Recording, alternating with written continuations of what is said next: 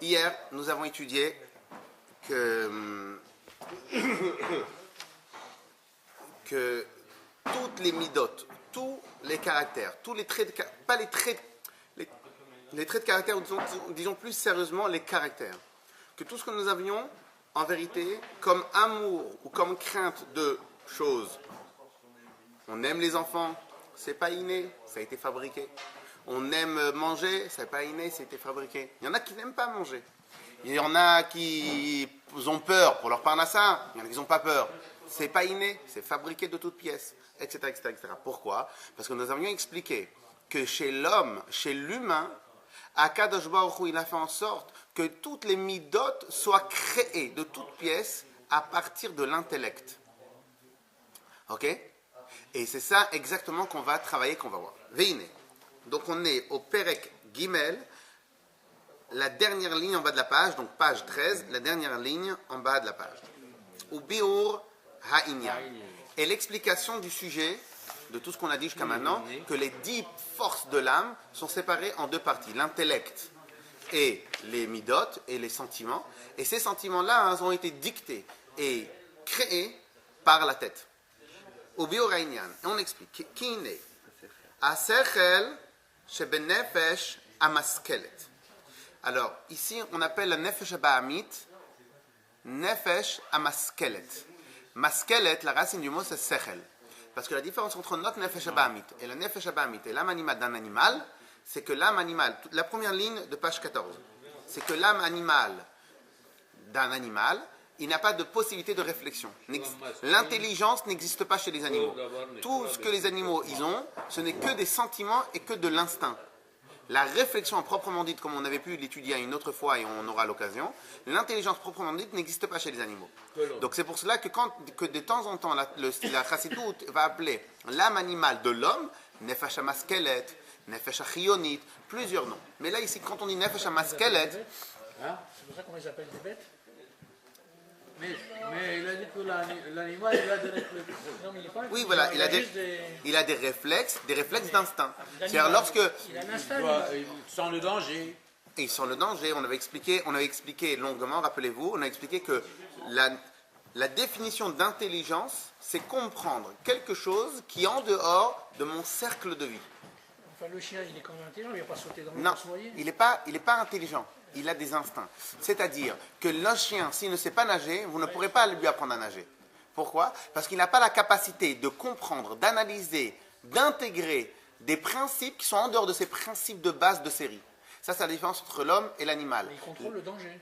Non, mais il ne contrôle pas, c'est des instincts. Le chien, il est né, il sait nager. Non, mais vous mettez un chien sur un toit, il va pas tomber, il sait très bien qu'il va... C'est des instincts, c'est pas de l'intelligence. C'est des instincts. Oui, des instincts. C'est des instincts. Ok? Alors maintenant, et on aura le temps de parler une autre fois. Alors maintenant, l'intelligence, donc la capacité intellectuelle qui se trouve dans l'âme intellectuelle, shehu amaskil kol davar, que lui, il comprend chaque chose, nikra beshem chochma, koach ma. Alors ici, on va apprendre c'est quoi la chokhma. Une des choses les plus banalisées, les plus mal interprétées, c'est quand on parle de chokhma, bina, dat. Si je demande à une majorité je vais faire un sondage et je vais dire, pour toi c'est quoi chokhma? Chokhma c'est l'intelligence. Pour toi c'est quoi bina? C'est la sagesse. C'est la sagesse, c'est l'intelligence, c'est la connaissance. Dat, c'est la connaissance. Tout ça, ça veut peut-être dire quelque chose, mais au final, on ne sait pas la différence. En vérité, nous allons apprendre beaucoup plus tard dans la chassidoute que ce que je vais dire maintenant, c'est important c'est un principe fondamental, mais là, on va prendre que la théorie rapide. Nous avons 3 forces intellectuelles. Chokhma, bina, dat. Chokhma, les lettres, c'est chet, chaf, mem, he. Non. Chokhma, que chokhma. Chet, chaf, mem, he. Chet, ces 4 lettres-là vont être séparées en 2 mots. Koach, donc les 2 mots du milieu, koach, et les 2 mots de l'extrémité, ma. Une force quelconque. C'est quoi quelconque? Ouais, C'est que le chokhmah, on va prendre, est-ce qu'une fois ça vous est arrivé d'être en face d'un problème très dur à comprendre? Un problème dans le travail, un problème avec la famille, un problème avec les enfants. Vous êtes devant un problème et vous avez du mal à trouver la solution. Vous n'avez pas la solution. La solution. Vous réfléchissez très dur, pendant des fois 1 heure, 2 heures, 1 journée, 2 journées, 3 journées. Et vous réfléchissez, et tout d'un coup, Et Eureka, j'ai trouvé. vous avez l'éclair. C'est Eureka, j'ai trouvé. Ça, c'est la chokhmah. Vous avez l'éclair. Mais bon sang, mais bien sûr. Cet éclair-là, qui vous a éclairé, c'est le chokhmah. Mais maintenant, on va prendre un autre grand classique. Vous avez l'éclair. Tout d'un coup, vous dites, waouh, j'ai... Ah non, c'est pas Attends. J'arrive plus à m'en rappeler. Et tout d'un coup, vous aviez l'éclair dans votre tête, vous aviez la solution, mais vous l'avez perdu. Vous l'avez perdu. Deuxièmement, des fois, vous avez la solution, mais vous n'allez pas réussir à l'expliquer. On va vous dire, mais explique-moi ce que tu as compris. Attends, 2 secondes, laisse-moi réfléchir. Mais j'ai pas compris. Tu as dit il y a 1 seconde que tu as trouvé la solution. Je te demande de me l'expliquer. Tu me dis, attends, laisse-moi réfléchir. Mais tu me laisses réfléchir de quoi puisque tu as trouvé la solution? Oui ou non, ça vous est arrivé ça ou pas? Vous réfléchissez, c'est bon, j'ai la solution. On vous demande, alors nous, qu'est-ce qu'on dit? Attends, laisse-moi réfléchir. Ce laps de temps qui s'appelle laisse-moi réfléchir, ce laps de temps en plus qu'on a besoin pour réfléchir, pour comprendre, en vérité, c'est pas cela. C'est pour analyser, pour décortiquer, pour lui donner forme à l'éclair qu'on a eu. En d'autres termes, l'éclair qu'on a eu, c'est le chokhmah. Moi, j'appelle le chokhmah la force de recherche, ou la force de trouvaille, disons, plus exactement. La capacité de trouver. Ensuite, une fois que j'ai trouvé la chose, mais j'ai trouvé un super truc, mais c'est quoi exactement? À quoi il sert? À quoi peut me servir ce nouveau minerai que j'ai? Quelles sont ses propriétés? Dans quel cas je peux l'utiliser? Dans quel est son champ d'activité ou ce champ de résistance, etc. Tout ça, une fois que j'ai trouvé le minerai, tout ça, il faut que je des analyses, tout ça, il faut que je décortique, tout ça, il faut que je le regarde au microscope, tout ça, il faut que je leur fasse une batterie de test, toute cette batterie de test, tout cet examen-là, où je vais étaler en profondeur, en largeur et en longueur la recherche, ce que j'ai trouvé, ça va s'appeler Bina. C'est de la méthodologie, ça s'appelle. Non, Bina, la c'est méthodologie, c'est un outil. C'est un outil. l'intelligence. C'est décortiquer Alors, un problème. je ne sais pas comment. La force d'analyse. Moi, je ne vais pas l'appeler intelligence, c'est parce ça, que l'intelligence, c'est les 3 forces sont des forces intellectuelles, et intelligence est liée avec intellectuel. Donc, je ne vais pas l'appeler intelligence. Je vais l'appeler force d'analyse. L'intelligence, de manière générale, c'est Chokhmah, Bina et Da'at. Chokhmah, c'est la force de trouvaille. Donc, la capacité d'aller chercher quelque chose qui n'existait pas, de création de quelque chose qui n'existait pas. Ça, c'est. Maintenant, et donc, ce principe-là, donc, Chokhmah, c'est la force de trouvaille. Bina, c'est la force d'analyse et du développement. Et c'est pour cela qu'on a dit que Chokhmah, dans la création de l'enfant, il y a l'homme, il est comparé à Chokhmah, et Bina, la femme, elle va développer ce qu'elle a reçu. Et ça, c'est le principe, c'est un principe universel. Comme on a expliqué, qu'en fin de compte, Akadosh Baruch Hu, il a créé les choses de manière universelle. Donc, ce qui existe dans Chokhmah chez l'homme, va exister dans l'intelligence, va exister dans la fécondation, va exister dans tout. Ok? Et donc, au final, on va voir tout de suite que l'alliage de Chokhmah et Bina vont donner naissance à l'enfant. Ça va être qui l'enfant? Ça va être Chesed. Ça va être l'amour de son prochain, l'amour d'Hachem. Ça va être Gvura, la rigueur, la crainte, la peur d'Akadosh Baruch Hu, etc. Donc les créateurs, de manière universelle, ça va être papa, maman. Papa, maman ici, c'est Chokhmah et Bina.